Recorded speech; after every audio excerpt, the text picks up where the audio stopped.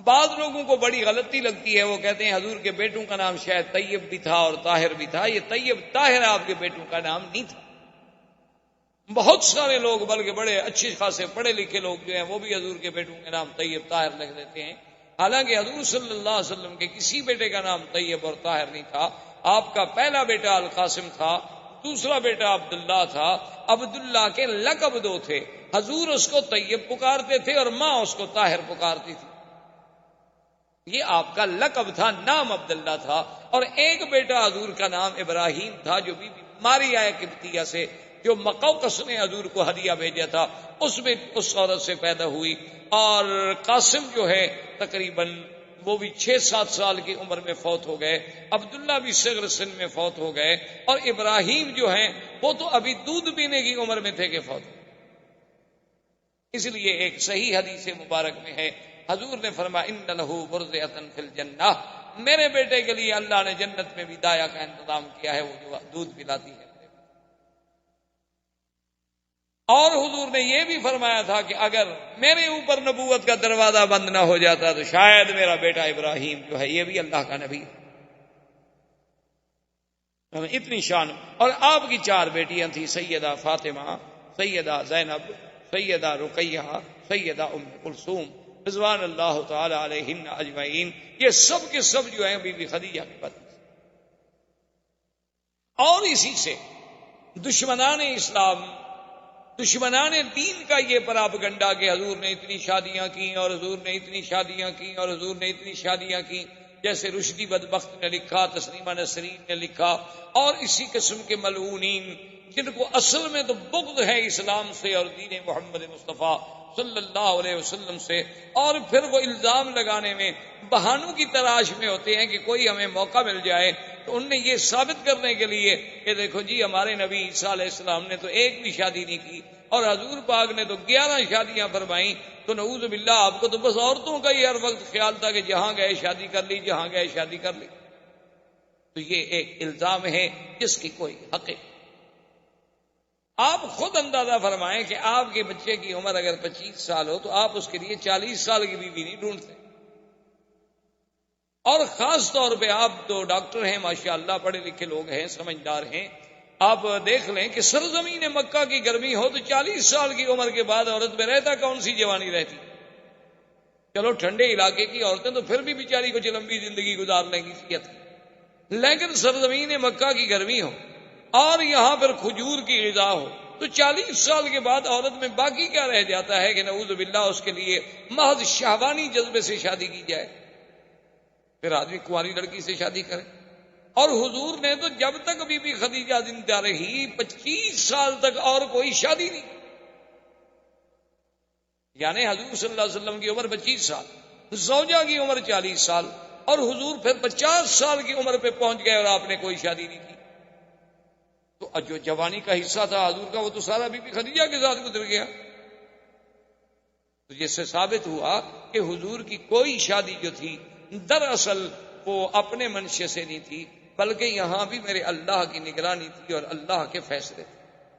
اس لیے حضور صلی اللہ علیہ وسلم کی بعد میں شادی ہوئی بی بی عائشہ سے،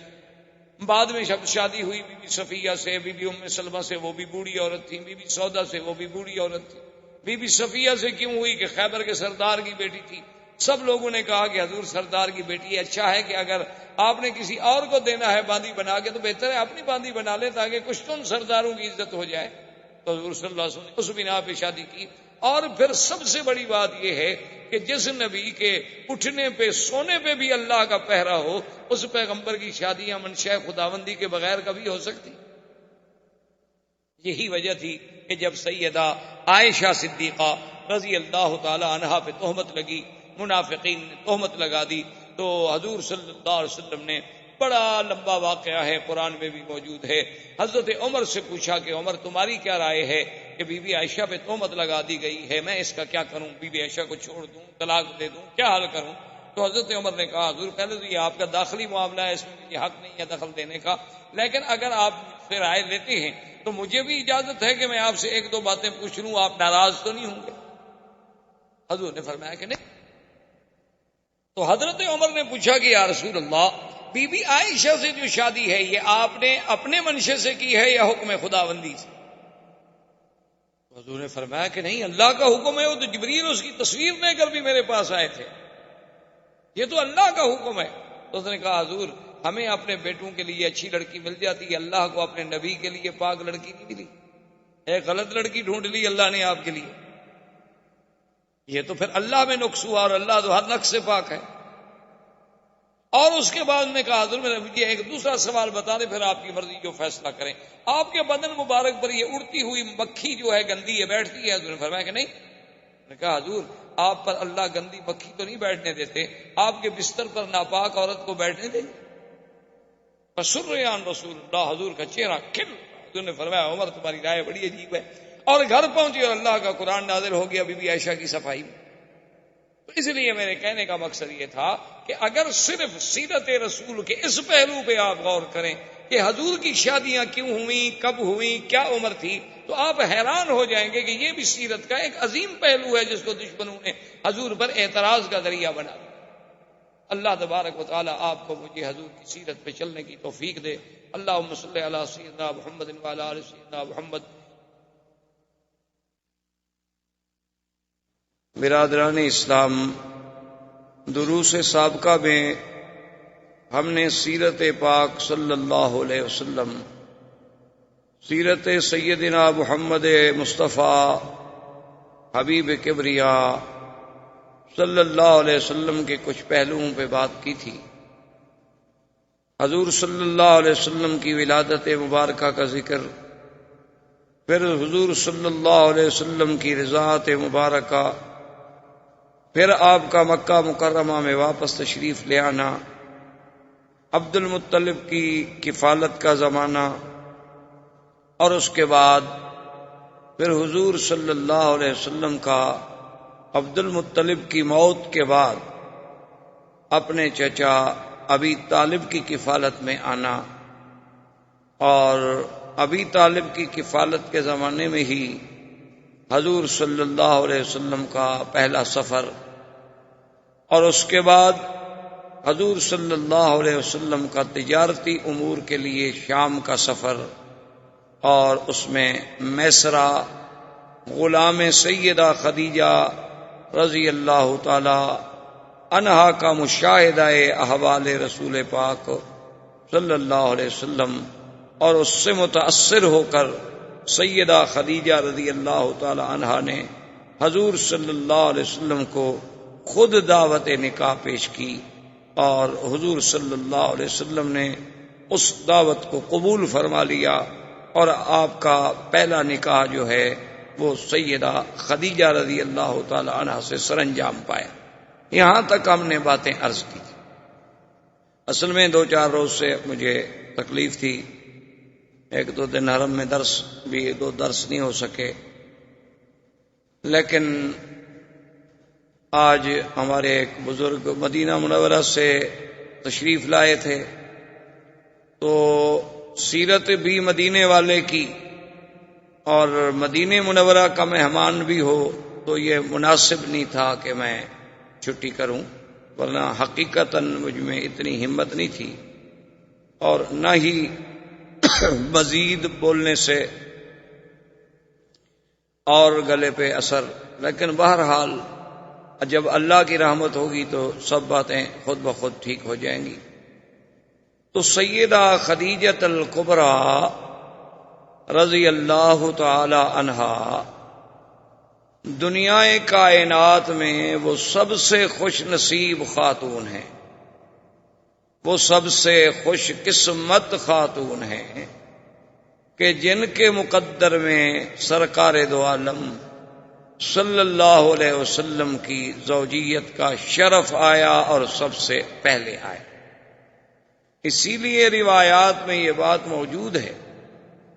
کہ کامل من الرجال کثیرون، کہ مردوں میں تو بہت کامل پیدا ہوئے، بڑے بڑے کامل پیدا ہوئے، اللہ کے نبی پیدا ہوئے، انبیاء و رسل پیدا ہوئے، لیکن عورتوں میں بہت کم کامل پیدا ہوئے، یعنی عورت ہو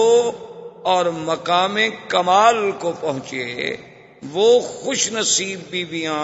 ان میں ایک سیدہ خدیجہ الکبریٰ ہے رضی اللہ تعالی عنہ۔ اسی طرح بی بی آسیہ جنہوں نے فرعون کے گھر میں رہ کر بھی سیدنا موسیٰ علیہ السلام پہ اسلام لائیں، ایمان لائیں، اور اسی طرح بی بی مریم علیہ السلام جو سیدنا عیسیٰ علیہ السلام کی والدہ ہیں، اور اللہ نے انہیں بھی بہت بڑے شرف عظیم سے نوازا، اور اسی طرح اخت موسیٰ علیہ السلام، اور اسی طرح سیدہ عائشہ رضی اللہ تعالی عنہن اجمعین، یہ وہ خوش نصیب با کمال خواتین ہیں کہ جن کو اللہ نے مدارج کمال، مدارج جمال سے اور مدارج مقامات رفیع سے نوازا، کہ جن کا ذکر قرآن میں، حدیث پاک میں، لسان نبوت پہ آیا، اور ان سب میں پھر جو شرف سیدہ خدیجہ کو ملا ہے اس کا کوئی مقابلہ نہیں ہو سکتا۔ اسی لیے سیدہ خدیجہ رضی اللہ تعالی عنہا وہ خوش نصیب بیوی ہیں کہ حضور کی ساری اولاد مبارک، حضور صلی اللہ علیہ وسلم کی چاروں بیٹیاں، سیدہ فاطمہ الزہرا، سیدہ رقیہ، سیدہ زینب، سیدہ ام کلثوم، اور حضور کے بیٹے قاسم، عبداللہ، طیب اور طاہر جو ہے یہ لقب ہے، یہ الگ نام نہیں۔ طیب اور طاہر یہ لقب ہے حضور کے پیارے بیٹے عبداللہ کا۔ حضور پاک انہیں طیب کہہ کے پکارتے تھے، اور بی بی خدیجہ انہیں طاہر کہہ کے پکارتی تھی، ورنہ نام ان کا عبداللہ تھا۔ یہ بعض لوگوں کو بہت بڑی غلطی لگتی ہے، وہ سمجھتے ہیں کہ حضور کے بیٹوں کا نام طیب و طاہر ہے۔ یہ بات نہیں، حضور کے بیٹے کا نام قاسم ہے، دوسرے بیٹے کا نام عبداللہ ہے، اور تیسرے بیٹے کا نام ابراہیم ہے۔ یہ ابراہیم جو ہیں یہ بی بی خدیجہ سے نہیں، بلکہ یہ بی بی ماریہ قبطیہ جو بادشاہ حبشہ مقوقس نے حضور صلی اللہ علیہ وسلم کو ہدیہ بھیجا تھا، اور حضور نے انہیں پھر بیوی بنا لیا، تو اس بیوی سے حضرت ابراہیم پیدا ہوئے، اور حضرت ابراہیم دودھ پینے کی عمر میں، یعنی ابھی 2 سال کی عمر کے اندر اندر وفات ہوئی، اور میرے آقا نے سرکار دو عالم رحمت دو جہاں صلی اللہ علیہ وسلم نے فرمایا کہ اگر میرے بعد اللہ تبارک و تعالی نبوت کا دروازہ بند نہ کرتے تو یہ میرا بیٹا ابراہیم بھی نبی ہوتا۔ یعنی اتنا بڑا اعزاز ملا سیدنا ابراہیم کو۔ اور اس کے بعد حضور نے فرمایا کہ اللہ نے مجھے دکھلایا ہے کہ ان لہ مرضعہ فی الجنت، کہ جنت میں اللہ نے اس کی دودھ پلانے والی کا انتظام کیا ہے جو میرے بچے کو دودھ پلاتی ہے۔ تو اتنا بڑا اعزاز، تو یہ ساری اولاد جو ہے حضور کی وہ سیدہ خدیجہ الکبریٰ سے۔ اور اسی طرح سیدہ خدیجہ کے بارے میں سیدہ عائشہ صدیقہ بنت الصدیق رضی اللہ تعالی عنہ فرماتی ہیں کہ ما غرت علی احد من نساء رسول اللہ صلی اللہ علیہ وسلم،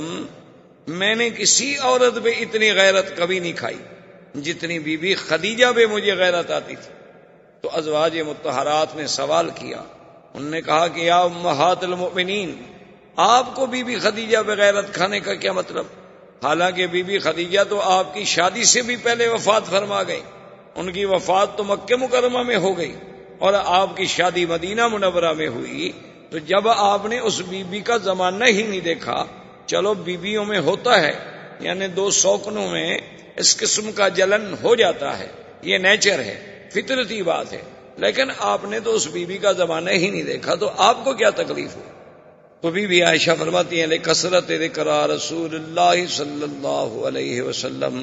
کہ میرے محبوب کا ہر وقت اس کا ذکر کرنا کہ ہاکذا قالت خدیجہ، ہاکذا فعلت خدیجہ، خدیجہ نے یہ کہا، خدیجہ نے یہ کہا، خدیجہ نے یہ کہا، خدیجہ نے یہ کہا۔ تو جب محبوب کی زبان سے کسی دوسرے کا نام سنوں تو غیرت تو آتی ہے، تو اس لیے مجھے بی بی خدیجہ رضی اللہ تعالی عنہا پہ سب سے زیادہ غیرت آتی تھی کہ جب حضور کو کوئی ہدیہ پہنچتا، کوئی چیز آتی، فرماتے کہ خدیجہ کی سہیلیوں کو بھیجو، فلاں خدیجہ کی بہن بنی ہوئی تھی اس کو بھیجو۔ تو ایک دن بی بی عائشہ جوش میں آ گئیں اور انہوں نے کہا کہ یا رسول اللہ صلی اللہ علیہ وسلم، ایک مدت بیت گئی، بی بی خدیجہ فوت ہو گئیں اور پھر وہ بیوہ عورت تھیں، ان کے آپ سے پہلے 2 شوہر تھے،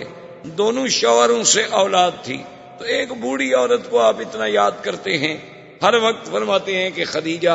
خدیجہ نے یہ کہا، فغضب رسول اللہ صلی اللہ علیہ وسلم، حضور ناراض ہو گئے۔ حضور نے فرمایا عائشہ تمہیں پتا ہے تم لوگ تو اس وقت میرے پاس آئے ہو جب اللہ نے مجھے عزت دی، اللہ نے مجھے طاقت دی، اور خدیجہ نے اس وقت میرا ساتھ دیا جب اللہ کے سوا میرا کوئی نہیں تھا، تو خدیجہ کے تو مجھ پہ احسان ہے، میں کیسے خدیجہ کو بھول سکتا ہوں؟ تو خدیجہ محسنہ محمد مصطفیٰ ہے اور محسنہ اسلام ہے، اور اول من اسلمت، اور سب سے پہلے اسلام لانے والی ہستی سیدہ خدیجۃ الکبریٰ رضی اللہ تعالی عنہا۔ اور آپ کا نکاح جو ہے وہ ابو طالب نے خطبہ پڑھا، اور اس پہ گواہی دینے والوں میں حضرت ابو بکر بھی موجود ہیں، اسد بن عزا بھی ہیں، اور سیدنا حمزہ بھی رضی اللہ تعالی عنہ۔ حضور صلی اللہ علیہ وسلم کے نکاح کے بعد سیدہ خدیجۃ الکبریٰ سے آپ کا جو تعلق اور آپ کی جو مودت اور آپ کی جو حسن عشرت اور آپ کا جو حسن خلق، وہ ایک ایسا مثالی تھا کہ جس کی دنیا کوئی مثال نہیں پیش کر سکتی۔ اور اسی ضمن میں میں ایک بات یہ بھی ساتھ عرض کر دوں کہ بعض دشمنان اسلام، بعض دشمنان دین، خاص طور پہ یہودی صہیونی مستشرقین، ان کے بڑے بڑے قلمکار، بڑے بڑے رائٹر، ان باتوں پہ مسلمانوں کو دھوکہ دیتے ہیں کہ دیکھو جی ان کے پیغمبر نے اتنی شادیاں کی اور اتنی نکاح کیے اور اتنی عورتیں رکھی، اور نعوذ باللہ ثم نعوذ باللہ، کہ یہ زبان ادا نہیں کر سکتی وہ الفاظ جو دشمنان دین الزام لگاتے ہیں۔ حالانکہ یہ بات سمجھ لیں کہ یہ محض الزام ہے۔ جیسے کہ ایک ہندو نے بھی ایک کتاب لکھی تھی رنگیلا رسول، جس کو غازی علم الدین شہید نے جسے قتل کیا تھا، اس بدبخت نے حضور صلی اللہ علیہ وسلم کے اسی کثرت ازواج، تعدد ازواج کو نشانہ بنایا تھا۔ اور اس دور میں جیسے رشدی نے حضور صلی اللہ علیہ وسلم کی ازواج کو نشانہ بنایا، اسی طرح اور بھی دنیا میں کئی ایسے لوگ ہیں جو یہودی الاصل ہیں، یہودی النسل ہیں، یا عیسائی ہیں، یا وثنی ہیں، یا ہندو ہیں۔ ایسے بدبخت پیدا ہوئے کہ جنہوں نے لوگوں میں یہ تاثر دیا کہ حضور پاک نے اتنی شادیاں کر لیں اور حضور کو تو بس یہی تمنا تھی، اور نعوذ باللہ آپ کی طبیعت کا میلان اسی طرف زیادہ تھا۔ تو اس بات کو سمجھیں کہ یہ محض الزام ہے۔ نمبر 1، سب سے پہلے تو آپ اس ماحول پہ غور کریں جس ماحول میں سرکار دو عالم پیدا ہو۔ یہ زیادہ شادیاں کرنا یہ کوئی نئی بات نہیں تھی۔ پہلے جتنے انبیاء گزرے ہیں، پہلے جتنے پیغمبر گزرے ہیں، ان میں بھی ایسے نبی گزرے جن کی 100 بیوی تھی، جیسے حضرت سلیمان علیہ السلام۔ اسی طرح اور انبیاء گزرے جن کی ان سے بھی زیادہ ازواج مطہرات، اور اس ماحول میں عام لوگوں کی بھی بیویاں ایک کے بجائے متعدد ہوتی تھیں۔ تو اس زمانے میں پہلی بات تو یہ ہے کہ یہ عقلاً اور رواجاً کوئی عیب نہیں تھا۔ اصل میں بعض چیزیں ایک ملک میں عیب ہوتی ہیں اور دوسرے ملک میں عیب نہیں ہوتی۔ مثلاً آج کل ہم انڈو پاک میں چونکہ ہندو تہذیب سے متاثر ہیں، ہمارے لوگوں نے ہندوؤں کے ساتھ مل کے زندگی گزاری، ان کا آپس میں ملنا جلنا رہنا سہنا، جس کا نتیجہ یہ نکلا کہ ہندو تہذیب کے اثرات جو تھے وہ مسلمانوں پہ آ گئے، کہ ہمارے ہاں بھی دوسری شادی ایک جرم بن گئی، دوسری شادی کرنے والا مجرم بن گیا، اور دوسری شادی کرنا نعوذ باللہ ایک اتنا بڑا گناہ کا کام ہو گیا، اتنا بڑا جرم سمجھا گیا کہ اس کو برادری سے، قوم سے، قبیلے سے کاٹ دیا جاتا ہے، اس نے دوسری شادی کر لی اور اس نے دوسری شادی کر لی۔ حالانکہ آج بھی آپ دیکھیں عرب میں ایسے قبائل موجود ہیں جن کی 4 بیویاں ہیں، ایک گھر میں رہتی ہیں، ایک جگہ کھانا کھاتی ہیں، ایک سفرے پہ بیٹھ کے روٹی کھاتی ہیں، ایک جیسے کپڑے پہنتی ہیں اور ایک دوسرے کے بچوں کو سنبھالتی ہیں۔ اس کے بچے اس کو ماں کہتے ہیں اور اس کے بچے اس کو ماں کہتے ہیں۔ کوئی تضاد نہیں، کوئی تعارض نہیں، کوئی جھگڑا نہیں، کیونکہ ان پر ہندو کا غلبہ نہیں، اسلام کا غلبہ ہے، اور ہم پر تہذیب ہندوانہ کا غلبہ ہے، جس کی وجہ سے ہمارے ہاں دوسری شادی کرنا جو ہے وہ بہت بڑا جرم بن گیا۔ اور اسی طرح یورپ میں بھی آپ دیکھ لیں۔ اور بدقسمتی یہ ہے کہ جن قوموں کے نزدیک زنا جرم نہیں، وہی شادی پہ اعتراض کرتے ہیں۔ یعنی آپ دیکھیں دشمن کی دو رنگی چال ملاحظہ کریں کہ ایک طرف تو اس کو مرغی پہ ذبح کرنا جو ہے اس پہ رحم آتا ہے، کرنٹ سے مارتا ہے کہ مرغی کو تکلیف نہ ہو، اور دوسری طرف اگر کوسوفو میں، بوسنیا میں، شیشان میں، کشمیر میں، افغان میں، بلکہ ناگاساکی اور ہیروشیما میں اللہ کی مخلوق کو تباہ کر دیا جائے کروڑوں اور لاکھوں کے حساب سے، وہاں رحم نہیں آتا۔ جن لوگوں نے اپنے آپ کو اتنی اوپن کیا ہوا ہے کہ جن کے نزدیک زن، زر، زمین کا کوئی قانون ہی نہیں ہے، یعنی عورت اپنی رضامندی سے جو چاہے کرے، شرط یہ ہے کہ رضامندی، ان کے نزدیک شادی پہ اعتراض ہے۔ اور اس کا نتیجہ کیا نکلا؟ آپ نے چند دن پہلے پڑھا ہوگا اخبار میں کہ اس وقت امریکہ جو اپنے آپ کو ایک سپر پاور اور پتہ نہیں کس کس زوم میں مبتلا ہے، جس نے پوری دنیا کی چوکیداری کے فرائض سنبھال لیے ہیں کہ ساری دنیا پہ ہمارا نیو ورلڈ آرڈر چلے گا،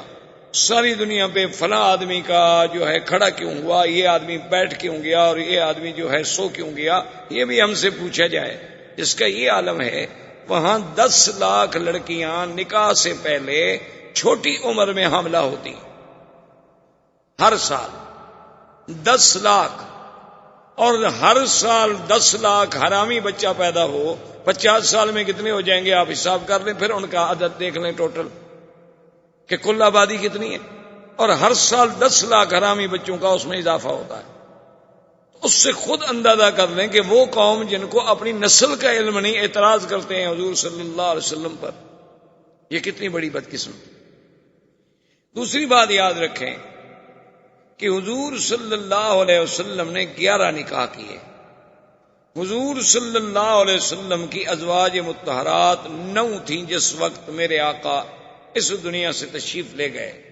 آپ کی 9 بیویاں زندہ موجود۔ یہ 2 باتیں ذہن میں رکھ لیں۔ تیسری بات یہ ذہن میں رکھ لیں کہ ہر مسلمان کا یہ عقیدہ ہے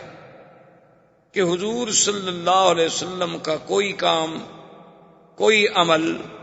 کوئی حکم، کوئی فرمان اللہ کے بغیر ہوتا ہی نہیں۔ تو اس کا مطلب یہ ہوا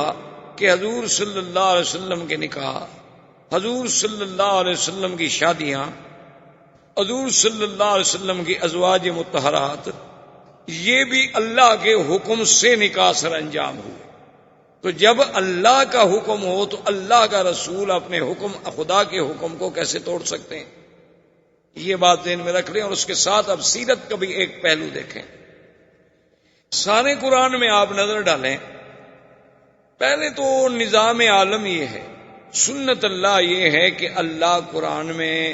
عورتوں کا ذکر زیادہ نہیں فرماتے، بلکہ وہ مردوں کے تابع ہو کے ایک حکم عام دے دیا جاتا۔ لیکن کہیں کہیں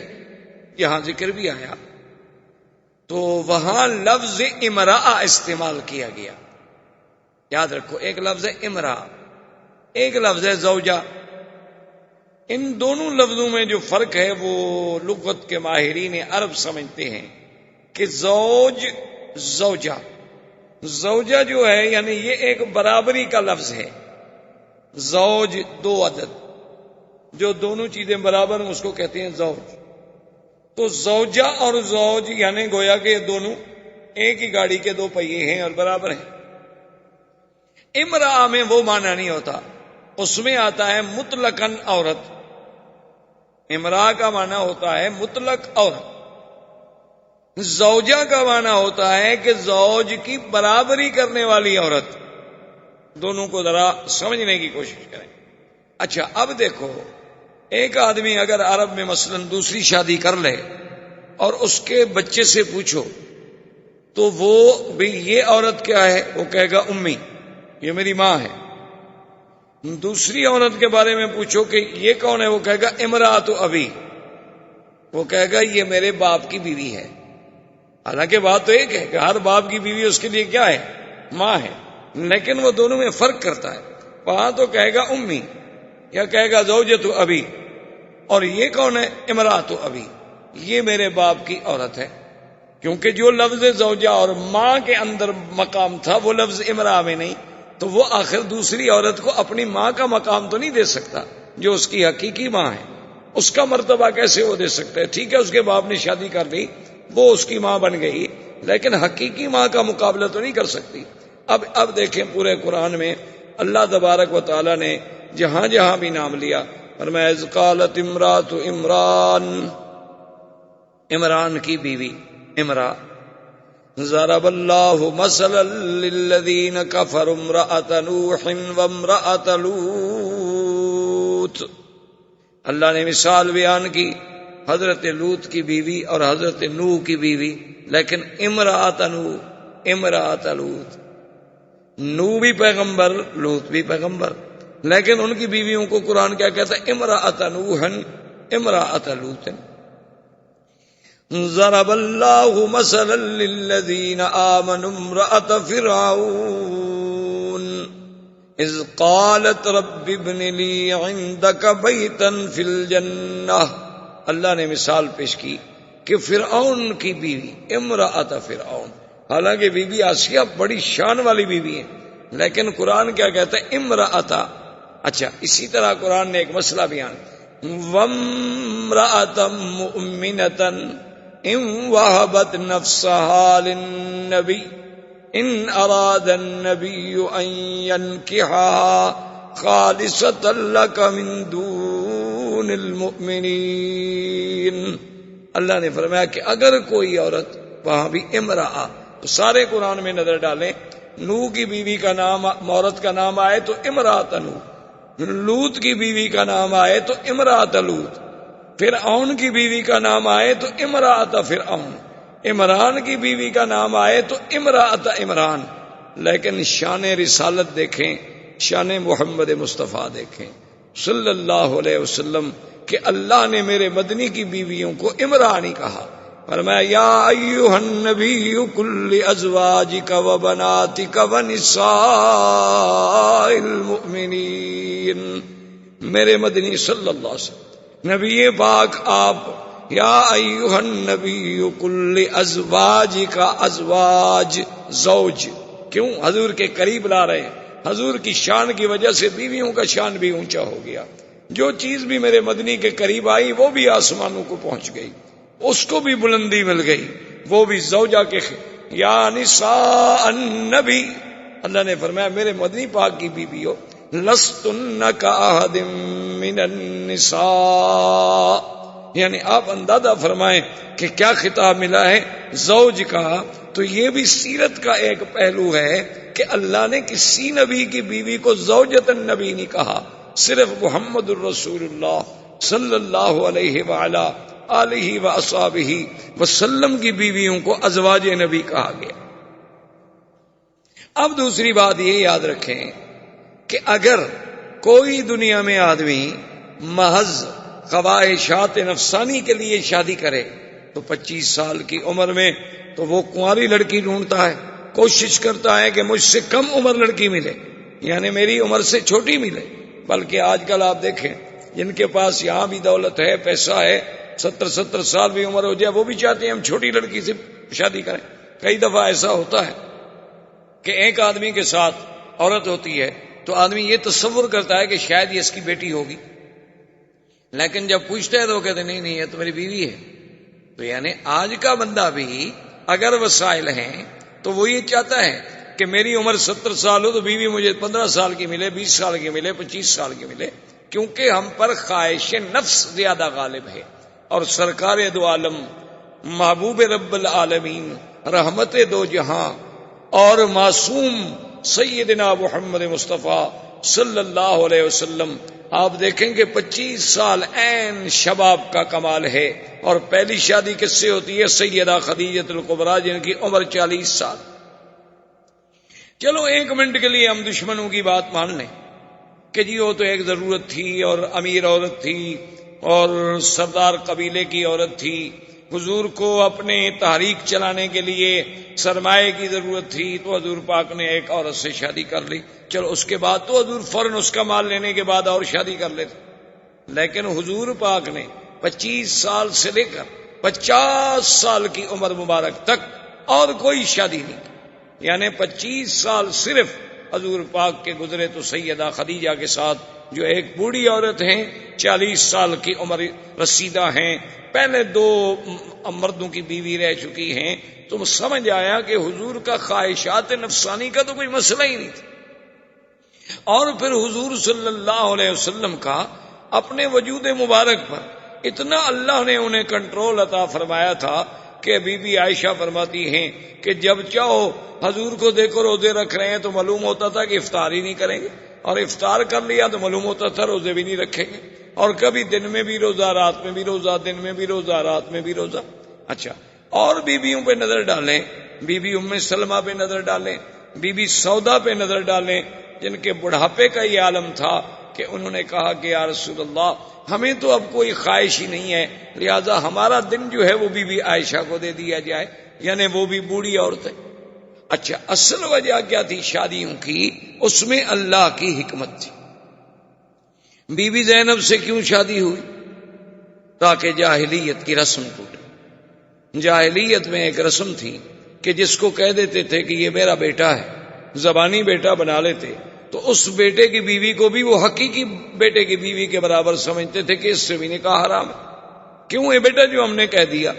تو اللہ پاک نے اس قانون کو توڑا کہ یہ رسم جاہلیت ہے، صرف بیٹا کہہ دینے سے کوئی بیٹا نہیں بن جاتا۔ اب حضرت زید رضی اللہ تعالی عنہ، جنہیں حضور نے اپنا بیٹا بنایا اور جن کو سارے صحابہ کہتے تھے زید بن محمد صلی اللہ علیہ وسلم، یہ زید کون ہے؟ اصل میں یہ زید بن حارثہ۔ ان کو راستے میں کسی نے پکڑ لیا۔ قبیلے آتے ہیں نا، سفر کرتے ہیں، راستے میں قبیلے والوں نے پکڑ لیا، مکے میں آ کے بیچ دیا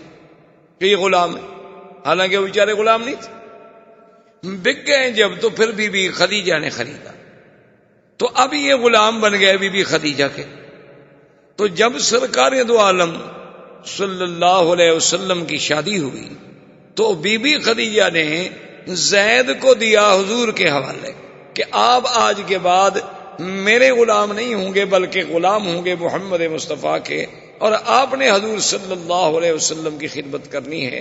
حضرت زید حضور کے اتنے قریب آئے، اتنی خدمت کی، حضور نے خوش ہو کے انہیں اپنے بیٹے کا لقب دے دیا اور فرمایا کہ زید تم غلام نہیں، تم میرے بیٹے ہو۔ تو لہذا لوگوں نے بھی انہیں زید بن محمد، زید بن محمد صلی اللہ علیہ وسلم کہہ کے پکارنا شروع کیا۔ اب اللہ کی شان دیکھیں کہ ان کے والد حارث وہ جناب تلاش کرتے کرتے کرتے کرتے مکے میں پہنچ گئے، اور انہیں پتہ لگا کہ تمہارا بیٹا تو یہاں موجود ہے زید۔ انہوں نے جا کے زید کو پکڑا، جب پکڑا تو پہچان لیا، آخر بیٹا بیٹا ہوتا ہے۔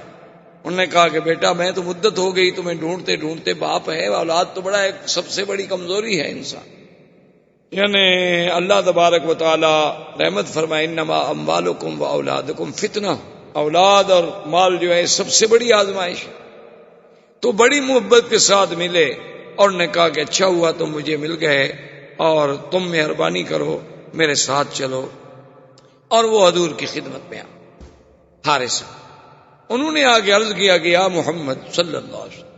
یہ میرا بیٹا ہے زید، یہ غلام نہیں ہے، ہم تو پیچھے بڑے آزاد قبیلے کے لوگ ہیں، اس میں غلامی کوئی نہیں، یہ تو سفر کر رہا تھا، قبیلے والوں نے ظلم کیا، پکڑ لیا، مکے میں آ کے بیچ دیا، اور اب مجھے پتا چلا ہے کہ یہ آپ کا غلام ہے، مہربانی کریں آپ اس کو اجازت دیں کہ یہ میرے ساتھ واپس جائے، آخر میرا بیٹا ہے۔ حضور پاک صلی اللہ علیہ وسلم نے فرمایا کہ حارثہ ہم اس میں انصاف کریں گے، ہم کسی کے ساتھ زیادتی نہیں کریں گے۔ بات اتنی ہے کہ نخیر زید، ہم زید کو خیار دے دیتے ہیں اور اختیار دے دیتے ہیں کہ زید جہاں چاہے چلا جائے، اگر ہمارے پاس رہنا چاہتا ہے تو ہمارے پاس رہے، اگر اپنے والد کے ساتھ جانا چاہتا ہے، ورنہ تو آپ کا کوئی حق نہیں، کیونکہ ہم تو خرید چکے ہیں۔ تو حارثہ بڑے خوش ہو گئے، انہوں نے کہا جی بالکل ٹھیک ہے، ماشاءاللہ الحمدللہ، یہی تو میں چاہتا ہوں۔ اور انہوں نے زید کو سمجھایا، قائل کرنے کی کوشش کی کہ بیٹا تمہیں لاکھ پیار ملے لیکن یہاں تو غلام ہی رہو گے نا، اور جب تم واپس جاؤ گے اپنے قبیلے میں تو تم ایک آزاد، ایک احرار اور حر کی حیثیت میں ہوگے۔ اس نے کہا کہ ابا جان بات سن لیں کہ خدا کی قسم ہے میں تو دنیا کی بادشاہی جو ہے وہ بھی محمد مدنی کی غلامی پہ چھوڑ سکتا ہوں، میں تو ساری دنیا کو چھوڑ سکتا ہوں لیکن محمد عربی کو نہیں چھوڑ سکتا، میں اپنے باپ کو بھی چھوڑ سکتا ہوں، میں اپنا قبیلہ بھی چھوڑ سکتا ہوں، واللہ لا نترک محمدن، خدا کی قسم ہے میں محمد پاک کو کبھی نہیں چھوڑوں۔ تو اب حضور نے فرمایا کہ بھائی ہم زیادتی اور زبردستی جو ہے وہ زید پر بھی نہیں کر سکتے، اس کی مرضی ہے۔ تو اتنا پیارا زید، اس کی شادی بھی حضور نے خود کی بی زینب سے،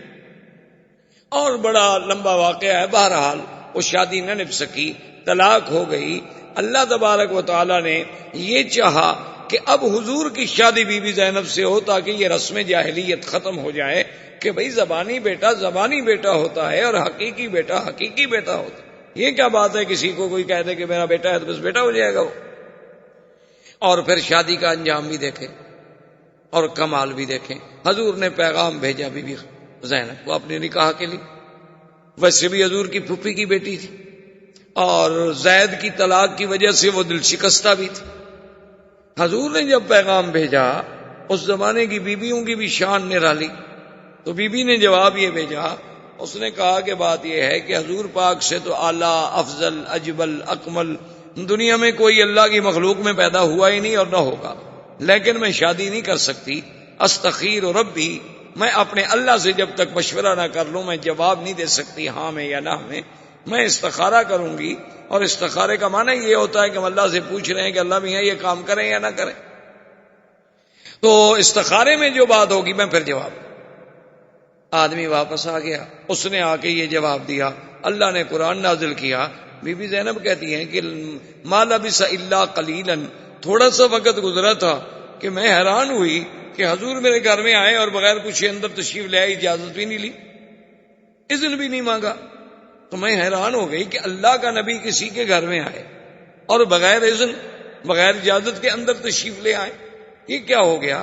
تو حضور پاک نے فرمایا کہ زینب تم کس بات کا اذن کہہ رہی ہو؟ اللہ نے قرآن نازل کر دیا ہے کہ فلما قضى زید منها وطرا زوجناکها لکی لا یکون علی المؤمنین حرج، کہ محمد پاک ہم نے تمہارا نکاح عرشوں سے کر، تو اس لیے بی بی زینب کہا کرتی تھی باقی بیویوں سے کہ تم کس بات پہ میرا مقابلہ کرتی ہو؟ تمہارے نکاح تو ماں باپ نے کیے اور تمہارے نکاح زمین پہ ہوئے، یہ تو میں ہی ایک عورت ہوں جس کا نکاح اللہ نے کیا اور عرش پہ ہوا۔ تو اب بتائیں جناب، یہ نکاح اللہ کے حکم سے ہوا، اس میں حضور صلی اللہ علیہ وسلم کی تمنا کا، بلکہ حضور تو چاہتے تھے کہ یہ نہ ہو، حضور تو یہ چاہتے تھے کہ زید طلاق نہ دے، یہ رشتہ قائم رہے، لیکن اللہ کے حکم سے رشتہ ہوا۔ اسی طرح آپ دیکھ لیں بی بی صفیہ، جب خیبر فتح ہو گیا اور اللہ نے مسلمانوں کو غلبہ دیا، یہودی زیر نگیں آ گئے، انہوں نے جزیہ دینا طے کر لیا، خیبر کے تمام قلعے فتح ہو گئے، تو بی بی صفیہ جو ہیں یہ خیبر کے سردار کی بیوی تھیں اور ایک بہت بڑے سردار کی بیٹی تھی، بہت بڑے سردار کی بیٹی تھی۔ وہ مال غنیمت میں جب آئیں تقسیم میں، حضرت دہیہ حضور صلی اللہ علیہ وسلم کے صحابی ان کے حصے میں آ گئے۔ تھوڑی دیر کے بعد کچھ صحابہ حضور کی خدمت میں آئے، انہوں نے کہا کہ یا رسول اللہ صلی اللہ علیہ وسلم، اللہ نے ہمیں عزت دی، غلبہ دیا، نصرت دی، فتح دی، بہرحال یہودی کچھ بھی ہوں اہل کتاب تو ہیں، اور پھر وہ اس وقت ختم ہو گئے، ان کی قوت ختم ہو گئی، مدینے سے نکال دیے گئے، خیبر میں آئے، خیبر میں ذلیل ہو گئے، مسلمانوں کے باج گزار بن گئے، لیکن صفیہ ایک بہت بڑے سردار کی بیٹی، بہت بڑے رئیس کی بیٹی،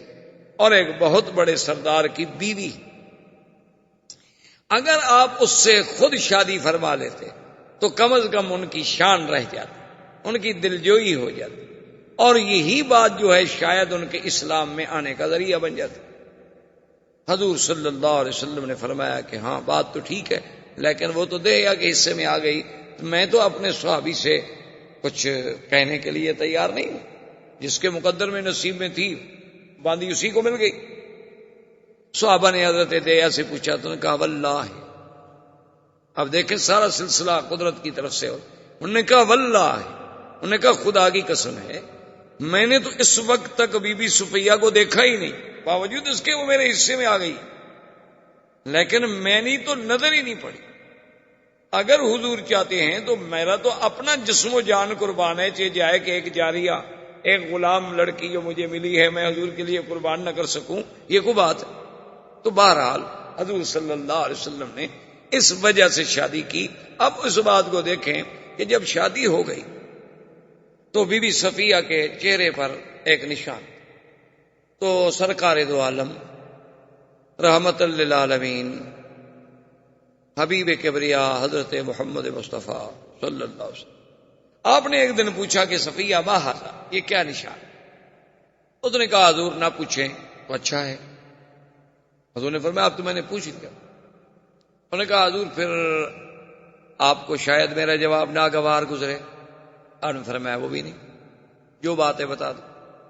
انہوں نے کہا حضور بات یہ ہے اتنا عرصہ قبل میں نے خواب دیکھا تھا کہ ایک آسمان سے چاند اترا ہے اور میرے ساتھ آ کے بستر پہ لیٹا ہے. یہ میں نے خواب دیکھا. تو صبح میں نے یہ خواب جو ہے اپنے شوہر کو بتلایا کہ میں نے رات یہ خواب دیکھا ہے کہ آسمان سے ایک چاند آتا ہے اور آ کے میرے پہلو میں میرے بستر پہ لیٹ جاتا ہے. تو میرے خامن نے غصے میں آ کے مجھے مارا تو یہ میرا زخم ہو گیا. اس نے کہا اچھا حل تریدین ازواجک بمحمد، یہ خواب تم اس لیے دیکھ رہی ہو کہ تم محمد مصطفیٰ کی بیوی بننا چاہتی ہو، حالانکہ وہ تو یہودی. اور چاند دیکھنے سے بھی کیا ہو گیا، ان کو پتا تھا کہ یہ چاند کی تشبیہ جو ہے اس دنیا میں اگر کسی کے ساتھ تھوڑی سی بھی مماثلت کرتی ہے تو وہ صرف حضور صلی اللہ علیہ وسلم کی ذات. تو اب شادی سے پہلے اس کا خواب آنا اور وہ اللہ کے حکم کے بغیر تو خواب نہیں ہو سکتا. اسی طریقے سے آپ دیکھیں بی بی صفیہ کے علاوہ اور بی بی جو ہے سیدہ حفصہ، اسی طریقے سے حضور صلی اللہ علیہ وسلم کی جتنی بیویاں، بی بی میمونہ، یہ جو آپ مدینہ منورہ جاتے ہیں نا نوریہ کے قریب جن کا مزار ہے، یہ وادی صرف ہے، یہ بی بی میمونہ یہاں سے ہیں. اور ان کا بھی عجیب بات ہے کہ ولدت بصرف ونکحت بصرف وتزوج بها بصرف وماتت بصرف، کہ بی بی پیدا بھی اسی علاقے میں ہوئی، نکاح بھی اسی جگہ ہوا، حضور نے بی بی بھی اسی جگہ بنایا، اور پھر موت بھی اسی جگہ آئی اور دفن بھی اسی جگہ ہوئی. اسی طریقے سے آپ دیکھ لیں حضور صلی اللہ علیہ وعلا آلہ واصحابہ وسلم کی ایک بی بی ہیں جویریہ. یہ جویریہ جو ہیں یہ نضر بن حارث کی بیٹی ہیں. نضر بن حارث جو ہیں یہ بنی المصطلق کا بہت بڑا سردار ہے. اس نے حضور کے خلاف جنگ کرنی چاہیے، حضور نے حملہ کیا، فتح ہو گئی، شکست کھا گیا. اور یہ بیوی جو تھی یہ حضور صلی اللہ علیہ وسلم کے پاس آئیں تو حضور صلی اللہ علیہ وسلم کو عرض کیا گیا حضور کہ نضر بن الحارث ٹھیک ہے آپ کا دشمن ہے، لیکن وہ بن المصطلق کا ایک بہت بڑا سردار، اور یہ سردار کی بیٹی ہے، اگر یہ آپ کے گھر میں آ جائے تو تالیف قلب ہو جائے گی. حضور صلی اللہ علیہ وسلم نے قبول کیا. تو بی بی عائشہ فرماتی تھی کہ اس بیوی جیسی، بی بی جویریہ جیسی عورت خوش قسمت میں نے کوئی نہیں دیکھی. تو لوگوں نے پوچھا کہ بی بی وہ کیسے؟ انہوں نے کہا کہ جب حضور نے شادی کر لی تو جس صحابی کے گھر میں کوئی بی بی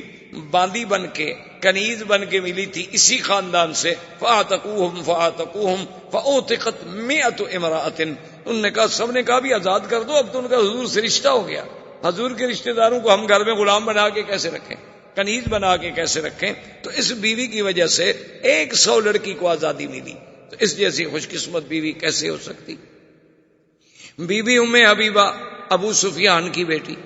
پہلا خاوند جب فوت ہو گیا حضور صلی اللہ علیہ وسلم سے شادی ہوئی تو ایک ایک نکاح پہ آپ نظر دوڑائیں، ایک نکاح میں بھی حضور صلی اللہ علیہ وسلم کی خواہش نفسانی یا حضور صلی اللہ علیہ وسلم کی تمنا آپ کو نظر نہیں آئے گی، بلکہ اللہ کا احکام، اسلام کا پھیلانا، دین اسلام کی قوت کا ذریعہ بننا، اور وہ دین جس نے قیامت تک چلنا ہے۔ حضور کی داخلی زندگی کے بارے میں ہمیں کون خبر دیتا؟ یعنی خارجی زندگی تو صحابہ کے سامنے ہے، لیکن حضور کی داخلی زندگی، حضور کے گھر کی زندگی، حضور کی نیند، حضور کی تہجد، حضور کا رات کا پڑھنا، حضور صلی اللہ علیہ وسلم کا گھروں میں بیٹھنا، حسن معاشرت، یہ ساری چیزوں کا سبق کون دے سکتا تھا؟ اس لیے اللہ کو منظور یہ تھا کہ حضور صلی اللہ علیہ وسلم کی تعدد ازواج ہوں، تاکہ یہ بھی ایک ذریعہ بنے دین مصطفیٰ صلی اللہ علیہ وسلم کو پورے عالم میں پھیلنے۔ اور پھر عدل دیکھیں، اللہ نے ہر مسلمان مرد کے لیے 4 بیویوں کی اجازت دی کہ ہر آدمی 4 بیویاں کر سکتا۔ قرآن پاک میں موجود ہے، فَانكِحُوا مَا طَابَ لَكُم مِّنَ النِّسَاءِ مَثْنَىٰ وَثُلَاثَ وَرُبَاعَ فَإِنْ خِفْتُمْ أَلَّا تَعْدِلُوا فَوَاحِدَةً، یعنی اگر چاہو تو 4 عورتوں سے شادی کر سکتے، بھائی یک وقت ایک آدمی اپنے گھر میں 4 بیویاں رکھ سکتے۔ اچھا، اب اگر فرض محال ایک بیوی مر جائے، 3 ہو گئی، تو پھر چوتھی شادی اور کر سکتا۔ 2 بیویاں مر جائیں تو اب 2 شادیاں اور کر سکتا ہے۔ فرض محال خدا نہ کرے جھگڑا ہو گیا، اس نے ایک بیوی کو طلاق دے دی تو پھر 3 بچ گئی، تو اب ایک اور بیوی کر سکتا ہے۔ لیکن ادھر دیکھیں، اللہ نے اپنے نبی کو 9 بیویوں تک کی تو اجازت دے دی، لیکن پابندی کیا لگا دی؟ اللہ نے حکم فرما دیا کہ میرے نبی آج کے بعد آپ ان بیویوں کے بجائے اور کوئی شادی نہیں کر سکتے، کہ اس میں سے کسی کو طلاق دے دیں اور شادی کر لیں، نہیں، یا ان میں کوئی بیوی مر جائے تو اس کے بدلے میں اور بیوی لے آئے، نہیں، بس اب اللہ نے آپ کے مقدر میں یہ رکھ دی، یعنی اجازت تو 9 کی دے دی، لیکن آگے ہمیشہ کے لیے پابندی لگا دی۔ آگے اللہ تبارک و تعالی نے پابندی لگا دی۔ یہاں عام آدمی کو 4 کی اجازت تو دی، لیکن آگے پابندی نہیں لگائی۔ اور اسی طرح دیکھیں کہ ایک دفعہ حضور صلی اللہ علیہ وسلم اپنی بیویوں سے کسی مسئلے میں ناراض ہو گئے اور آپ نے قسم کھا لی کہ میں 1 مہینے تک کسی بیوی سے بات نہیں کروں۔ اس کو کہتے ہیں شریعت میں ایلا۔ حضرت عمر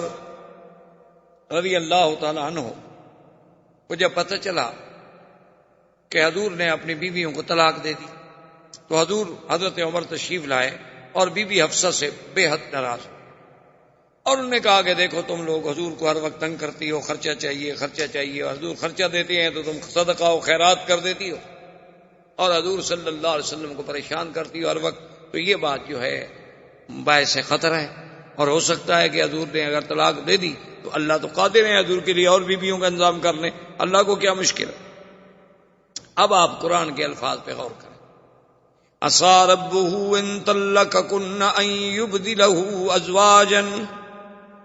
خَيْرًا مِّنكُنَّ مُسْلِمَاتٍ مُؤْمِنَاتٍ قَانِتَاتٍ تَائِبَاتٍ عَابِدَاتٍ سَائِحَاتٍ طَيِّبَاتٍ وَأَبْكَارًا۔ اللہ نے فرمایا کہ خبردار، اگر اللہ چاہے اپنے نبی کو حکم دے دے کہ تم کو طلاق دے دے، اللہ تم سے بھی زیادہ بہتر عورتیں نبی کے گھر میں لے آئے جو اسلام والی ہوں گی، ایمان والی ہوں گی، راتوں کو عبادت کرنے والی ہوں گی، رات دن اللہ کے دین کے پھیلانے والی ہوں گی، روزے رکھنے والی ہوں گی، اور اپنے جسم و جان کی مال کی حفاظت کرنے والی ہوں گی۔ ایسی بیویاں بیوہ بھی ہوں گی، کنواری بھی ہوں گی، اگر اللہ چاہے تو آپ سے بھی زیادہ بہتر بیویاں لے آئے۔ اب مسئلہ سمجھیں، علماء نے لکھا ہے کہ اللہ کے نبی نے کسی بیوی کو پھر طلاق نہیں دی، اور اللہ نے یہ بھی حکم کر دیا کہ حضور اب یہ آپ کی بیویاں ہیں، ان کے بجائے اور تبدیل بھی نہیں ہو سکتی۔ تو علماء نے یہی سے نقطہ نکالا کہ ان بیویوں سے اور کوئی بیویاں اچھی ہوتی تو اللہ بدل دیتے، چونکہ ان سے اور اچھی کوئی کائنات میں اور پیدا ہی نہیں ہوئی تھی، تو اس لیے اللہ نے بدلی ہی نہیں۔ ورنہ اللہ چاہتے تو ان سے اچھی ہوتی تو اللہ تبارک و تعالیٰ اور بدل دیتا. اچھا پھر دیکھیں قرآن کیا کہتے ہیں، سیبات و ابکارا، بیوہ اور کنواریاں. انہوں نے کہا یہی ترتیب دیکھ لو کہ پہلے شادی حضور کی بیوہ سے ہے اور کنواری کی بعد میں ہے، تو اللہ نے بیوہ کا پہلے ذکر کیا، کنواری کا بعد میں ذکر کیا، تو جس سے اشارہ ہوا کہ میرے نبی یہ ہم نے آپ کے لیے چن لی ہیں، یہ مسلمات بھی ہیں، مومنات بھی ہیں، قانتات بھی ہیں، تائبات بھی ہیں، عابدات بھی ہیں، سائحات بھی ہیں، ان سے اچھی بیویاں دنیا میں نہیں. تو یہ ساری تو پھر اللہ نے چن کے نبی کے لیے فیصلہ کیا. اس میں حضور کی ذات پہ اتہام لگانے کی یا حضور صلی اللہ علیہ وسلم کی ذات پہ حملہ کرنے کی کسی کو کیوں، ما سوا اپنی گمراہی کے یا اپنی بدباطنی کے اور کوئی اس میں وزن یا حقیقت یا دلیل کوئی. اب جناب دیکھیں کہ حضور کی شادی کے بعد سرزمین مکہ میں جو بڑا ایک مشہور یعنی واقعہ پیش آیا وہ تھا تعمیر کعبہ. یعنی ابھی حضور کو نبوت کا اعلان نہیں ہوا لیکن حضور کی شادی ہو گئی. حضور صلی اللہ علیہ وسلم کی زندگی میں آپ کے عین شباب میں کعبۃ اللہ کی تعمیر کا فیصلہ ہوا. دار الندوہ میں تمام مشرکین کے سردار اکٹھے ہوئے اور انہوں نے فیصلہ کیا کہ بھئی کعبہ شریف بہت بوسیدہ ہو گیا ہے، اس کی تعمیر دوبارہ ہونی چاہیے. اور اس کی تعمیر جو ہے، اب مسئلہ یہ تھا کہ حضرت ابراہیم علیہ السلام نے کعبے کی تعمیر کی تھی پتھروں سے، جیسے آپ کے سامنے، اور مکے والے لوگ جو تھے وہ پتھروں کی تعمیر جانتے ہی نہیں تھے. یعنی سرزمین مکہ میں پہلے پتھروں سے گھر نہیں بنائے جاتے تھے، وہاں گھر بنتے تھے مٹی کے. جیسے آپ نے دیکھا نا اپنے دیہاتوں میں، آپ جانتے ہیں نا، مٹی کی کچی کچی کی دیواریں کھڑی کر کے اوپر چھپر سے ڈال دیا، گھر بن گیا. تو اسی طرح سے مشرکین مکہ کے لیے ایک مسئلہ یہ تھا کہ بھی خدا کا گھر تو بنائیں، لیکن سوال یہ ہے کہ یہ پتھروں کی تعمیر ہم کیسے کریں، اور اگر پتھروں کی تعمیر ہم کریں تو پھر فاصلہ چھت کا بہت بڑا ہوگا، اس کے لیے لکڑی، شیطیر اور کڑیاں اور یہ کہاں سے لے آئیں. خیر اتفاق ایسا ہوا کہ ایک سفینہ آیا، کشتی آئی بہت بڑی مال بردار، وہ جدے کے قریب آ کے خشکی پہ چڑھ گئی اور ٹوٹ گئی. مکے والوں کو پتہ چلا کہ بھی ایک کشتی آئی ہے اور وہ بہت بڑی کشتی ہے اور ٹوٹ گئی ہے. انہوں نے کہا معلوم ہوتا ہے کہ اللہ میاں اپنے گھر بنانے کا کام ہم سے لینا چاہتے ہیں، اس لیے لکڑی کا تو انتظام ہو گیا. اب انہوں نے کہا بھی چلو لکڑی بھی وہاں سے ہم خرید لیتے ہیں، لیکن بنائے گا کون؟ تو چند دنوں میں خدا کی شان ہے کہ ایک قبط قبیلے کا آدمی جو ہے غلام، وہ مکے میں پہنچ گیا. اس نے کہا کہ میں تو کام ہی یہی کرتا ہوں پتھروں کی تعمیر کا. تو مشرکین مکہ نے کہا کہ دیکھا بھی اللہ راضی ہے، ادھر لکڑی کا انتظام کر دیا اور ادھر ایک مستری بھی بھجوا دیا، تو اب ہمیں کعبہ تو بنانا ہی بنانا ہے. لیکن آئے پہلے ایک شرط کرتے. سب سردار اکٹھے ہو کے بیٹھ گئے اور شرط پتہ ہے کیا تھی کہ اللہ یکون مال حرام، کہ اللہ کے گھر میں حرام کا پیسہ نہیں لگے گا. انہوں نے کہا اچھا، اب حرام کی خود تعریف سنیں کافروں سے، ہیں کافر ہو. انہوں نے کہا ولا مال مہر بغی، بعض لوگ جو ہیں لڑکیاں رکھ کے زنا کے پیسے لیتے تھے، انہوں نے کہا وہ پیسہ بھی اس میں شامل نہیں ہوگا. ولا مال ظلم، کسی نے کسی پہ ظلم کر کے پیسہ چھینا ہوا ہے تو وہ پیسہ بھی کعبے میں نہیں لگے گا. ولا ربن، اور کسی نے سود کا پیسہ لیا ہوا ہے تو وہ بھی کعبے میں نہیں لگایا جائے گا. حالانکہ وہ سود کھاتے تھے، ان کے نزدیک کوئی سود حرام شرام نہیں تھا، نہ ان کے نزدیک کوئی زنا شنا حرام تھا. بھائی کوئی بری بات تھی، لیکن حرام حرمت حلال کا تو کوئی مسئلہ ہی نہیں تھا ان کے نزدیک. لیکن کافر ہو کے فیصلہ کر رہے ہیں کہ اللہ کے گھر میں، اللہ کے اس کعبے میں نہ تو زنا کا پیسہ لگے، نہ ظلم کا، نہ سود کا. اب آپ خود اندازہ لگا لیں کہ آپ کے ملکوں میں جو سود سے مسجدیں بنتی ہیں ان کا کیا حکم ہے. بڑی بڑی مسجدیں بناتے ہیں انشورنس والے، بینک والے، ماشاءاللہ.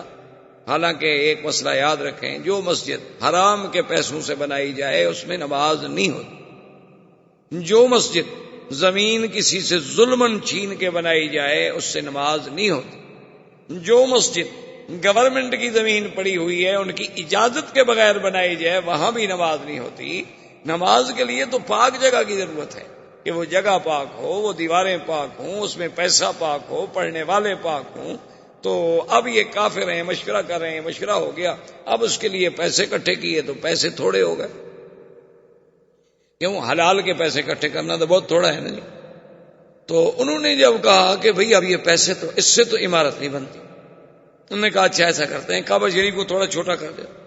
لیکن حرام کے پیسے نہیں رکھتے۔ تو یہ جو ہجر اسماعیل ہے جس میں میزاب رحمت ہے، یہ حتیم جسے آپ کہتے ہیں، تو اس طرف سے انہوں نے کعبۃ اللہ کا کچھ حصہ باہر نکال کے دیوار اندر کر دی، کعبہ چھوٹا ہو گیا۔ تو انہوں نے کہا کعبہ شریف چھوٹا کر دو لیکن حرام کا پیسہ نہیں لگے۔ حلال کے پیسوں سے وہ لکڑی خریدی، سارا سامان تیار ہو گیا۔ اب مسئلہ یہ تھا کہ پہلے آخر کعبہ گرے گا تو بنے گا نا، اگر پہلی عمارت گرائی نہ جائے تو بنائے کیسے؟ اب انہوں نے کہا جی بات تو ٹھیک ہے لیکن گرائے کون؟ اللہ کے کعبے کو، اللہ کے گھر کو کون گرائے؟ یہ تو آج ہے نا لوگ فخر سمجھتے ہیں کہ جی ہم نے بابری مسجد گرا دی، ہم نے فلاں مسجد گرا دی، ہم فلاں مسجد گرا دے گئے، اور اس کی اینٹیں لگانا اور اکھاڑنا جو ہے وہ بھی عبادت شمار کیا گیا ہندوؤں کے نزدیک، کہ جو مسجد کی اینٹ اٹھا کے پھینک دے وہ بھی بڑا نیکی کا کام کر رہا ہے، اور جو دوسری جگہ سے آ کر اینٹ لگائے گا مندر کی وہ اور نیکی کا کام کر رہا ہے۔ جب عقل پہ پردے پڑ جائیں تو پھر اللہ ہی ہدایت دے سکتا ہے، انسان تو نہیں دے سکتا۔ انہوں نے کہا جی خدا کے گھر کو کیسے توڑیں؟ بڑی مشکلوں کے بعد ولید ابن المغیرہ ان کا بہت بڑا سردار تھا، اس نے کہا کہ بات سنو، میں بوڑھا آدمی ہوں، یہ ولید وہ ہیں جو حضرت خالد کے باپ۔ انہوں نے کہا میں بوڑھا آدمی ہوں، ایسا کرتے ہیں کہ پہلے کعبہ شریف میں توڑتا ہوں، اگر تو مجھے کچھ نہ ہوا تو فہو المراد، ہماری منت پوری ہو گئی، اور اگر مجھے کچھ ہو گیا تو چلو میں بوڑھا آدمی ہوں، کوئی جوان تو نہ مرے نا۔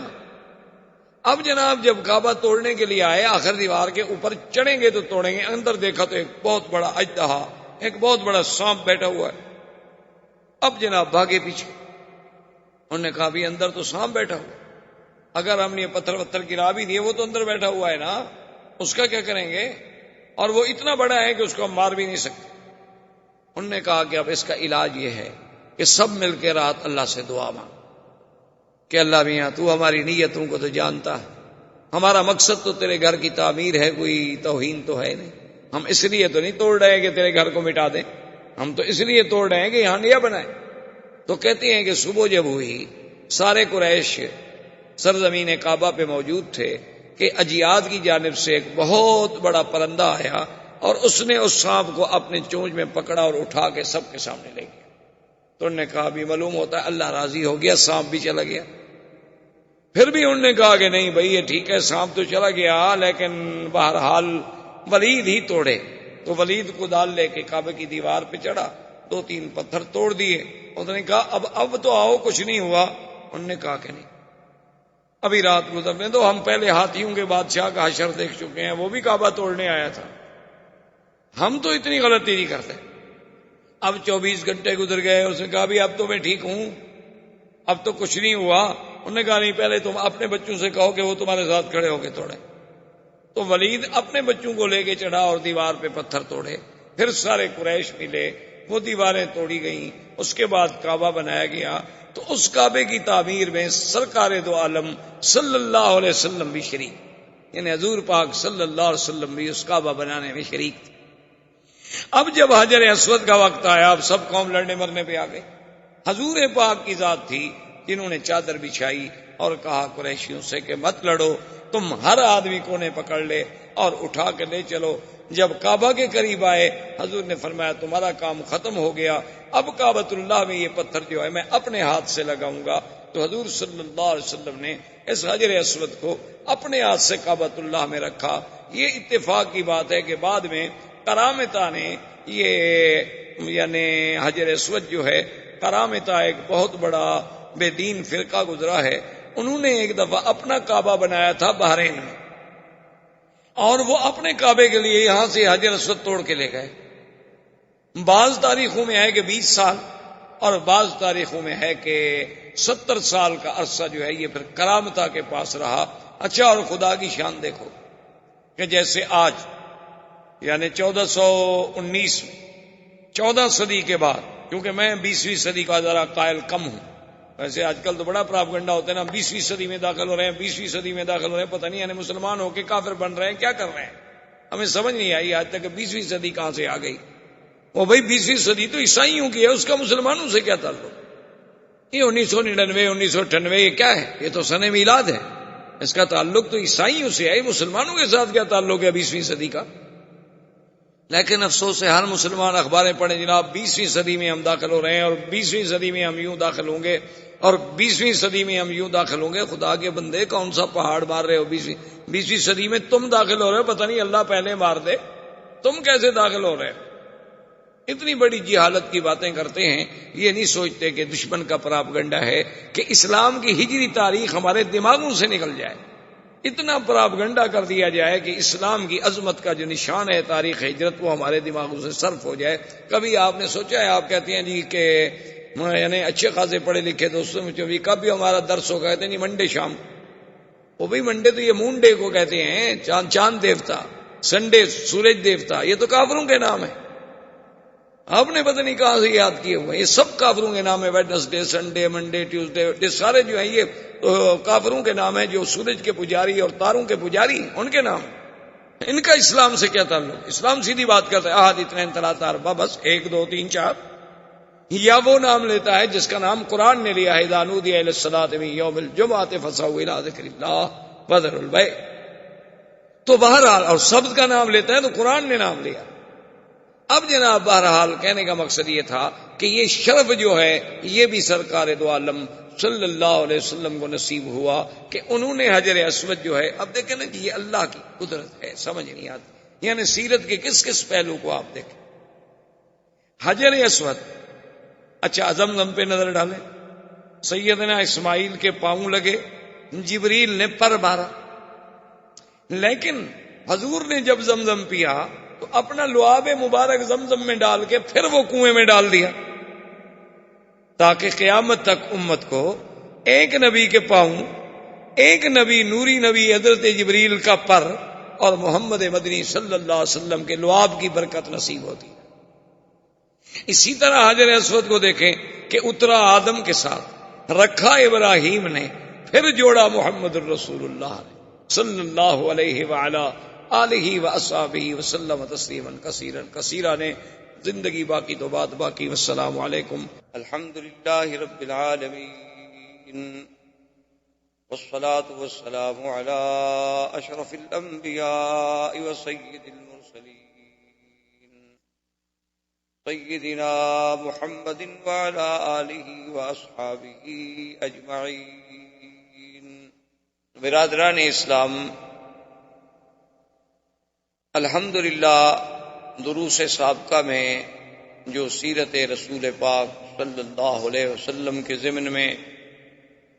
ہم پڑھ رہے ہیں، سن رہے ہیں، حضور صلی اللہ علیہ وسلم سے قبل جزیرہ عرب کے احوال، پھر حضور صلی اللہ علیہ وسلم کی پیدائش سے قبل آپ کے بارے میں مبشرات، اشارات، ارہاسات، اور پھر حضور صلی اللہ علیہ وسلم کی ولادت با کرامت، با سعادت، با برکت و با رحمت، اور اس کے بعد حضور صلی اللہ علیہ وسلم کا زمانہ رضاعت، اور زمانہ رضاعت کے بعد حضور صلی اللہ علیہ وسلم کا واپس مکہ میں تشریف لانا، عبد المطلب کی کفالت، عبد المطلب کی اس کے بعد موت، اور پھر حضور صلی اللہ علیہ وسلم کا اپنے چچا ابی طالب کی کفالت میں منتقل ہونا، اور اسی کفالت کے دوران میں قریش مکہ کا تجدید کعبہ کا پروگرام، اللہ کے کعبے کی تعمیر، اور اس تعمیر میں بھی سرکار دو عالم صلی اللہ علیہ وسلم کی شرکت، اور حضور صلی اللہ علیہ وسلم کا اپنے ہاتھوں مبارک سے حجر اسود کی تنصیب، یہ تمام مراحل تقریباً، پھر حضور صلی اللہ علیہ وسلم کا سفر، آپ کا سفر تجارت، اموال خدیجہ سے اور میسرہ غلام کی معیت، اور پھر حضور صلی اللہ علیہ وسلم کی شان میں عظیم عظیم مبشرات، عظیم عظیم اشارات و علامات کا میسرہ کا دیکھنا، پھر سیدہ خدیجہ سے نکاح، اور ابی طالب نے خود ہی پھر خطبہ نکاح پڑھا اور حضور صلی اللہ علیہ وسلم کا نکاح ہوا، اور حضور صلی اللہ علیہ وسلم کا عین شباب کا دور تھا کہ آپ کی عمر مبارک 25 سال اور سیدہ خدیجہ رضی اللہ تعالی عنہا کی عمر جو تھی وہ 40 سال۔ اب حضور صلی اللہ علیہ وسلم مکی زندگی میں ہیں۔ یہاں تک تقریباً ہم نے سیرت مبارک کے کچھ پہلو دیکھے، اور یہ بھی عجیب اور حسن اتفاق ہے کہ اللہ تبارک و تعالی نے ہمیں سیرت کے بیان کے لیے توفیق دی، اور اتفاق سے آج دیکھیں کہ ربیع الاول کا مہینہ بھی، تو اس مہینے میں ربیع الاول میں ہی حضور صلی اللہ علیہ وسلم کی ولادت و سعادت ہے۔ گو علماء کا اختلاف ہے، لیکن راجح قول مبارک یہی ہے کہ حضور صلی اللہ علیہ وسلم ربیع الاول ہی میں پیدا ہو۔ اب اس میں تو اختلاف ہے کہ 9 تاریخ تھی یا 12 تاریخ تھی، لیکن مہینے میں کوئی اختلاف،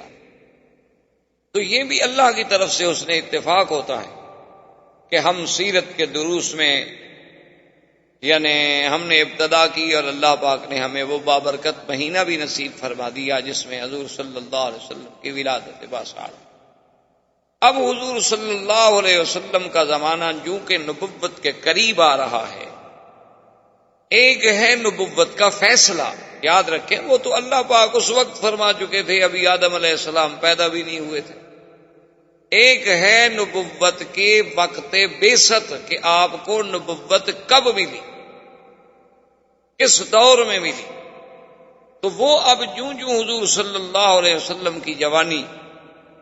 جوں جوں حضور صلی اللہ علیہ وسلم کا سن مبارک جو ہے وہ 40 کے قریب آتا جا رہا ہے، تو اب نبوت کے لیے حضور صلی اللہ علیہ وسلم کو اللہ کی طرف سے تیار کرنے کے لیے حالات مختلف پیدا ہوتے جا رہے ہیں، کیونکہ یہ قدرت کا فیصلہ ہے، اللہ تبارک و تعالیٰ کا فیصلہ ہے کہ کسی بھی پیغمبر کو، کسی بھی نبی کو نبوت جو ہے وہ 40 سال سے قبل نہیں ملی۔ ہر پیغمبر کو جب نبوت دی جاتی ہے تو 40 سال کے بعد دی جاتی ہے، الا بعض خصائص ہیں، بعض بقائے ہیں، جیسے عیسیٰ علیہ السلام، جیسے یحییٰ علیہ السلام، کہ انہوں نے اپنی ولادت کے بعد مہد میں اللہ کے حکم سے یہ اعلان کر دیا کہ آتانی الکتاب وجعلنی نبیا، اللہ نے مجھے نبی بنایا ہے، ورنہ بعثت کا جو زمانہ ہے وہ 40 سال کے بعد ہوتا۔ اور اس میں علماء نے حکمتیں لکھی ہیں کہ 40 سال کے بعد جو ہے نا انسان کا نمو جو ہے وہ کامل ہو جاتا ہے۔ اب انسان حتی بلغ اشدہ وبلغ 40 سنہ، اب اپنی انتہا پہ پہنچ جاتا، اب کوئی چیز پھر بڑھتی نہیں، اور عقل جو ہے وہ کمال حاصل کر لیتا۔ اسی لیے خدا کی قدرت ہے کہ اس 40 کے عدد میں بھی بڑی حکمتیں ہیں، کہ جیسے اللہ نے موسیٰ علیہ السلام کے لیے تو میقات طور پر جو یعنی وقت معین فرمایا، فَتَمَّ مِيقَاتُ رَبِّهِ 40 لَيْلَةً، 40 رات، یعنی اس 40 کے عدد میں کوئی اللہ کی حکمت ہے۔ جیسے کہ حدیث مبارک میں آتا ہے کہ جس آدمی نے 40 حدیثیں یاد کر لیں تو وہ علماء میں شمار ہوگا، وہاں بھی 40 حدیثوں کا 40 کا عدد۔ اسی طرح حضور صلی اللہ علیہ وسلم کی ایک حدیث مبارک ہے کہ جس شخص مدینہ منورہ میں 40 نمازیں ادا کی اس عالم میں کہ اس کی کوئی نماز جماعت سے نہ رہ جائے، یعنی باقاعدہ جماعت کے ساتھ مسجد نبوی میں حضور صلی اللہ علیہ وسلم کی مسجد میں ادا کرے تو اللہ تبارک و تعالیٰ اس کو نفاق کی بیماری سے بچا لیتے ہیں، اور ایک روایت میں ہے کہ جہنم سے آزادی عطا فرماتے ہیں۔ تو وہاں بھی خدا کی قدرت ہے کہ 40 کا عدد جو ہے اللہ تبارک و تعالیٰ کو۔ اور اسی طرح علماء کرام نے یہ بھی لکھا ہے کہ جب انسان پیدا ہوتا ہے، کہ جب انسان کا وہ مادہ تولید جو ہے، وہ تخم انسانیت جو ہے، وہ جب اپنے ایک مقام معین پہ قرار مکین پہ جا کے ٹھہرتا ہے، پھر اس پر مراحل آتے ہیں کہ نطفہ ہے، پھر علقہ ہے، پھر مضغہ ہے، ثم خلقنا النطفة علقة فخلقنا العلقة مضغة فخلقنا المضغة عظاما فكسونا العظام لحما ثم انشأناه خلقا آخر۔ تو اس میں جو ترتیب ہے اس میں بھی 40 دن کا وقفہ ہے، ہر 40 دن کے بعد ایک تبدیلی۔ اور شاید اسی لیے بعض علماء کرام جو ہیں جیسے تبلیغی جماعت کے اکابر اور بزرگان جو ہیں انہوں نے بھی 40 دن کی محنت کے لیے وقت لگانے کے لیے قوم کو ایک پروگرام دیا ہے، وہ بھی شاید ان کے نظروں میں بھی یہی ہے کہ 40 سال میں تبدیلی آتی، چینج آتا ہے۔ جب 40 سال کسی دین کے کام پہ محنت کرے گا تو اس میں تبدیلی وہ لازماً بدلے گا۔ جب اپنے ماحول سے کٹ جائے گا، اپنے خاص دوستوں سے کٹ جائے گا، اپنے روز کے معمولات سے کٹ جائے گا اور 40 دن دین میں لگ جائے گا تو لازم تبدیلی ہے۔ تو اب جو 40 سال قریب آ رہے ہیں، حضور صلی اللہ علیہ وسلم کے لیے مبشرات کا اور رؤیا صادقہ کا جو ہے وہ زیادہ سے زیادہ ورود ہونے لگے۔ اسی لیے ایک صحیح حدیث مبارک میں ہے، حضور صلی اللہ علیہ وسلم فرماتے ہیں کہ میں نے خواب دیکھے عجیب عجیب، اور ایک روایت بھی عائشہ صدیقہ سے رضی اللہ تعالی عنہا سے وہ فرماتی ہے کہ حضور صلی اللہ علیہ وسلم کے جو رویا تھے ایسے تھے کہ فلق صبح ہے، کہ جیسے یعنی آدمی رات کو خواب دیکھتا ہے یا رات ہوتی ہے اور صبح سورج نکل آتا ہے، اس سورج کے وجود میں کوئی شبہ نہیں ہوتا دیکھنے میں۔ حضور صلی اللہ علیہ وسلم کے رویات صادقہ ایسے ہوتے تھے کہ جو خواب دیکھا وہ بالکل ایسے آ جاتا تھا سامنے کہ جیسے دن ہو گیا، جیسے سورج چڑھا ہے۔ کیونکہ یاد رکھیں کہ رؤیا جو ہے، خواب جو ہے، اس خواب کے کئی قسمیں ہوتی ہیں۔ ایک تو ہوتے ہیں احلام، کیا مانا کہ کچھ خیالات، یعنی جو خیالات مثلاً آپ کے ذہن میں تھے آج دن میں آپ دہراتے رہے، کچھ باتیں آپ کرتے رہے مثلاً اپنے کام کی، اپنے احباب سے کسی مسئلے کی، تو وہی باتیں جو تھی وہ لاشعور میں بیٹھ گئیں اور پھر وہی آپ کے سامنے آ گئی۔ ایک تو خواب کی ہے قسم، اور ایک خواب ایسے ہوتے ہیں جو شیطان کی طرف سے ہوتے ہیں کہ شیطان جو ہے وہ انسان کی نیند کے اوقات میں آ کر مختلف تخیلات اور خیالات اور وساوس کے ذریعے اس کو ڈراتا ہے، یہ بھی خواب کی ایک قسم۔ اور ایک خواب جو ہے وہ حقیقتاً میرے اللہ کی طرف سے ہوتے ہیں، وہ خالص رحمانی ہوتے ہیں۔ اور اسی طرح یاد رکھ لیں اور بات سمجھ لیں کہ اللہ کے جو بندے ہیں، اولیاء اللہ ہیں، عباد اللہ الصالحین ہیں، ان پر شیطان کا زور چلتا نہیں۔ اور خاص طور پہ آقا انعامدار سرکار دو عالم صلی اللہ علیہ وسلم کہ جن کو اللہ نے ایسا مقام عصمت نصیب فرمایا کہ جس کے ایک ایک زندگی کے لمحے پر میری اللہ کی قدرت کا گویا پیرا بیٹھا ہوا تھا، کہ یعنی وہ باتیں جو بچپن میں عام بچے کرتے ہیں حضور پاک سے وہ بھی سرزد تھیں، وہ اعمال جو عام لوگ اس زمانے میں کرتے تھے ان کی عادت تھی، وہ عیب بھی نہیں سمجھے جاتے تھے، برے بھی نہیں سمجھے جاتے تھے، لیکن حضور پاک سے وہ بھی نہیں ثابت۔ یعنی شادیوں میں شرکت کر لینا، یا شادیوں میں کوئی قصے گو سے قصہ سن لینا، یا شادیوں میں کوئی دف شف بجانے والی عورت آ گئی یا بچی آ گئی یا کوئی آ گئی، اس قسم کا یعنی اہتمام ہو جانا، یہ عام چیزیں تھیں اور بچپن میں اور بچوں کے لیے ایسا کوئی مسئلہ نہیں۔ اور اس وقت تو ابھی شریعت کا کوئی نزول بھی نہیں، نبوت بھی نہیں ملی، اعلان نبوت بھی نہیں ہوا، لیکن 2 دفعہ حضور صلی اللہ علیہ وسلم نے قریش کی شادیوں میں شرکت کی کہ میں ان کی شادیوں کو دیکھوں کہ کیا ہوتا ہے، کیا رسوم ہیں، کیا طریقہ کار ہے، لیکن حضور فرماتے ہیں غالباً النوم، اللہ نے مجھ پہ نیند مسلط کر دی، اور میری نیند اس وقت کھلی جب سورج نکل آیا، شادی ختم، برات ختم، لوگ چلے گئے، حضور اکیلے سو رہے۔ تو جس نبی کی زندگی پر نبوت سے پہلے اتنا پہرا ہو، اتنی حفاظت کا انتظام کیا جائے کہ یعنی کوئی ایک لمحہ بھی حضور صلی اللہ علیہ وسلم کا غفلت میں نہ گزرے، ایک لمحہ بھی حضور صلی اللہ علیہ وسلم کا فرمان حکم خداوندی کے خلاف نہ گزرے، اس پیغمبر کی زندگی کے بارے میں آپ اس کے کس کس پہلو پہ سوچیں۔ تو اس پیغمبر کا رویا، اس نبی کے خواب کیسے غلط ہو سکتے؟ کیونکہ شیطان تو حملہ کر نہیں سکتا، اللہ نے پیرا لگا دیا ہے، شیطان کو تو طاقت ہی نہیں۔ تو اب باقی تو مسئلہ صرف یہ رہ گیا کہ ان کو جب خواب آئے گا تو وہ بھی رحمان کی طرف سے ہوگا، اور جب رحمان کی طرف سے ہوگا تو وہ سچا ہوگا۔ اور خواب کے ضمن میں ایک بات یاد رکھ لیں، حضور صلی اللہ علیہ وسلم کی حدیث مبارک میں ہے کہ ایک تو خواب کے بارے میں کبھی جھوٹ نہ بولا کرے، کیا مانا کہ آپ نے خواب نہیں دیکھا اور کہتے ہیں کہ میں نے خواب دیکھا ہے؟ یہ سیدھا اللہ پر جھوٹ باندھنا ہے، افتراء علی اللہ ہے، کیونکہ خواب تو اللہ کی طرف سے آئے گا۔ اور جب آپ نے ایک خواب نہیں دیکھا ہے اور آپ بلا وجہ کہہ رہے ہیں تو گویا آپ اپنے اللہ پر جھوٹ باندھ رہے ہیں۔ ایک دوسری بات خواب میں یہ یاد رکھیں کہ اگر آپ نے خواب دیکھا اور خواب ایسا تھا کہ جس میں آپ کے پیچھے سانپ دوڑ رہا ہے، اونٹ دوڑ رہا ہے، کوئی مار رہا ہے، کوئی کھا رہا ہے، ڈرانے والا خواب تھا، تو اس کا علاج یہ بتلایا حضور نے کہ اپنے بائیں طرف 3 دفعہ تھوک دے